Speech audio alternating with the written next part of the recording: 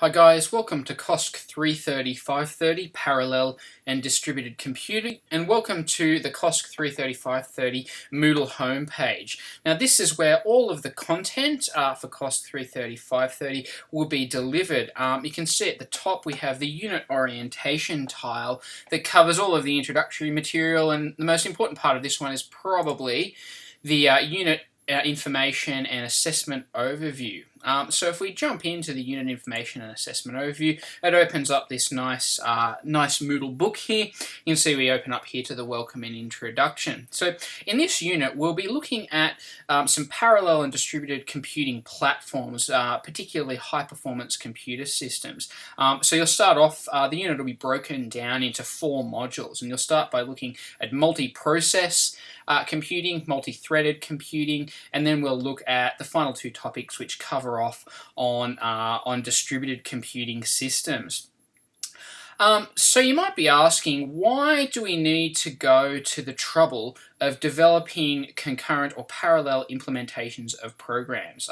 Most of the software that you've developed up to this point has probably just been single-threaded software, and it's probably performed how you want it, and you may not have had the push to really multi-thread or try to take advantage of some of the underlying hardware. So to motivate this discussion, I'm just going to bring up a quick graph here. Now, here we have a graph that charts the development of CPUs. So it actually looks from the years from 1970 up to 2010. It's a little bit outdated. If you look at the last few years, the number of transistors continues to move up. But we can see at the top here, the green line and green marks plot the number of transistors that are on a CPU. So recall that transistors are the individual components that are responsible for making up the building blocks of all of the processing hardware that the instructions use in our programs. So you can see that the number of transistors has gone up dramatically. We're now up to chips that have tens of millions of processors on board. We can see that here in the blue plot we've got the clock speeds. The clock speed is essentially the number of instructions that can be processed per second, and we can see that this roughly follows the trend of the number of transistors. Now you might recall that the number of transistors in a CPU is governed by what's called Moore's law, and that's held true up until very recently.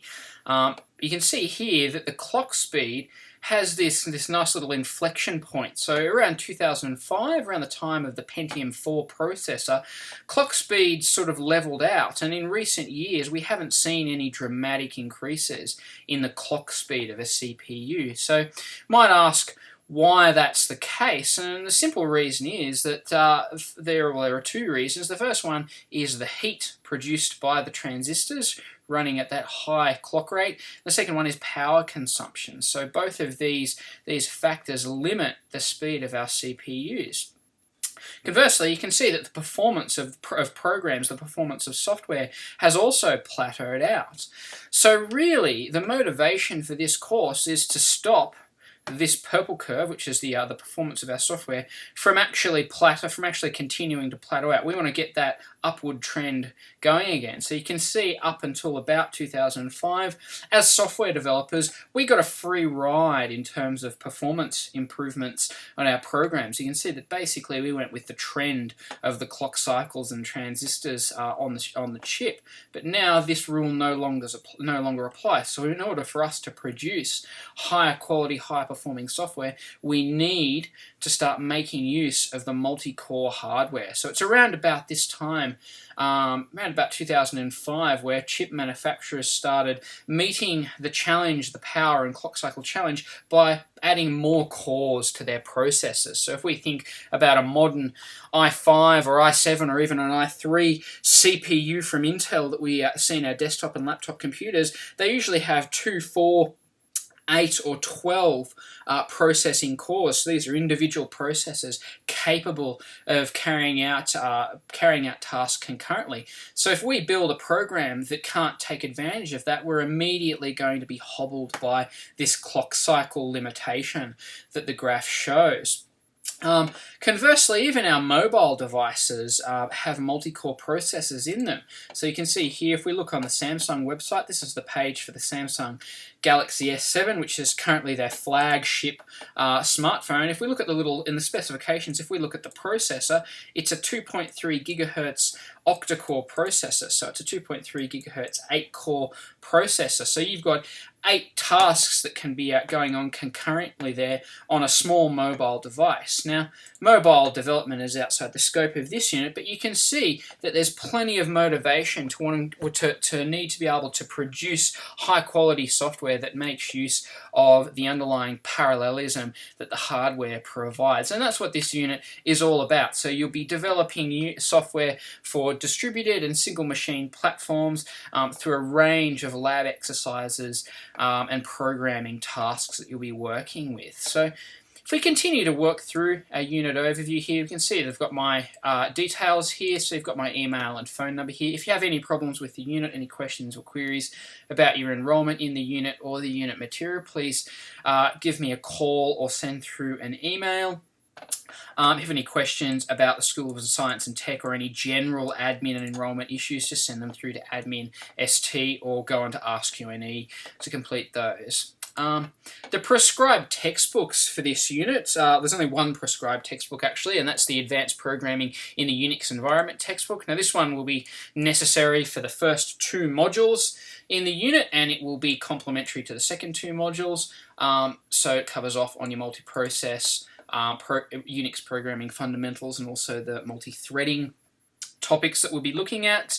And the recommended text is the Introduction to Parallel Programming. This covers off on the MPI platform that you'll be working with in our simulated cluster computer. So it's only recommended because there are online resources that I'll be directing you to, but if you want a nice polished textbook, this is the one that I'll be working with through the unit. Now, I've included a study timetable. This is a tentative timetable. As we move through, if it becomes apparent that you're overloaded, we can adjust that as we move through. You can see that you've got 4 assignments plus a project if you're in COSC330, and they're sort of smattered evenly throughout the trimester. Note that, like trimester 1 this year, this is a 7-4 split again, so the second half of the trimester will go very quickly, so make sure you don't get caught short on your examination studies.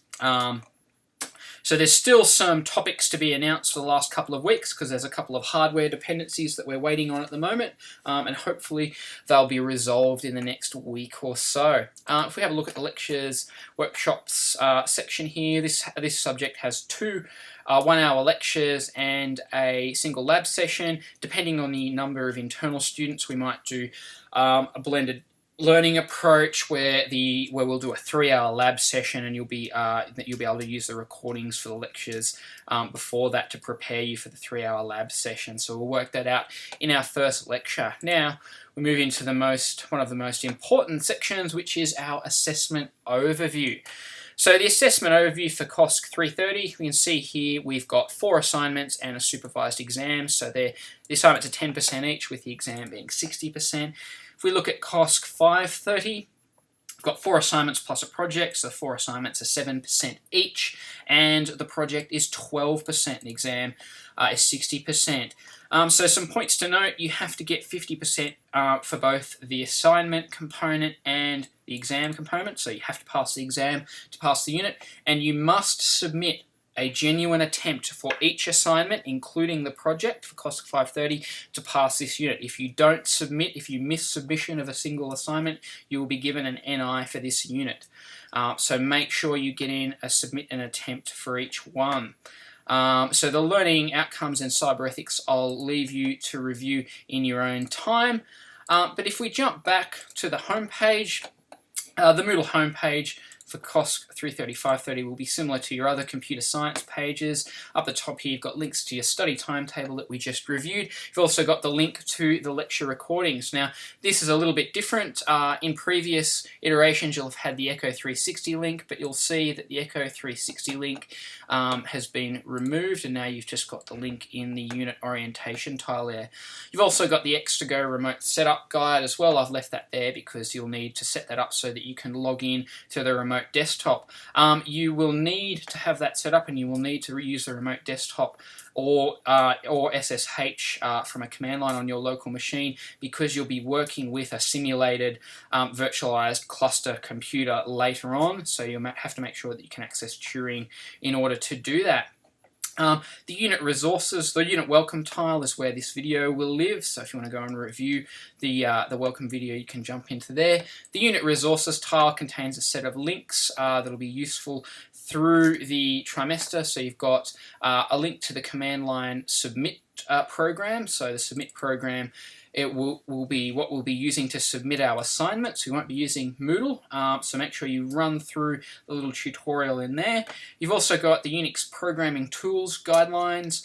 This is just a nice little guide that contains a revision, what should be a revision for using the GCC compiler and the make utility. There's also a nice little summary of the Unix Unix shell commands. So if you're a bit rusty on your shell commands, make sure you print that one off and keep it handy. So it's just a nice, quick, little concise guide to using those tools. You've also got a coding style guide here, the Linux kernel coding style guide for C and C-like languages.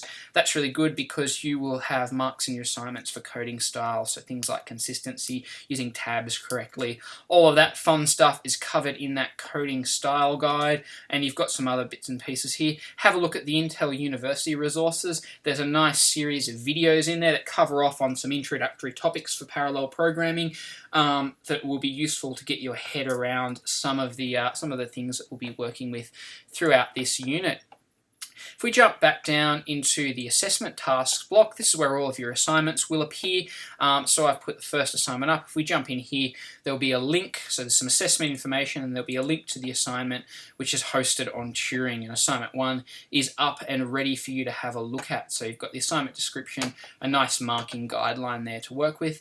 As I mentioned before, all of your assignments will be submitted through the command line submit tool on Turing. So there's no submission link on Moodle for these ones, so make sure you read the instructions for using the submit tool and record a script of your assignment compiling and running. So if I get your assignment and there's any problems with it, I can go back and see if you've been able to get it working on Turing yourself. So then under this is where all of the content will start appearing. So if we go to the multi-process application one, you can see that all the lectures will be laid out in the practicals underneath that, and these links will become live as we move through the first weeks of the course.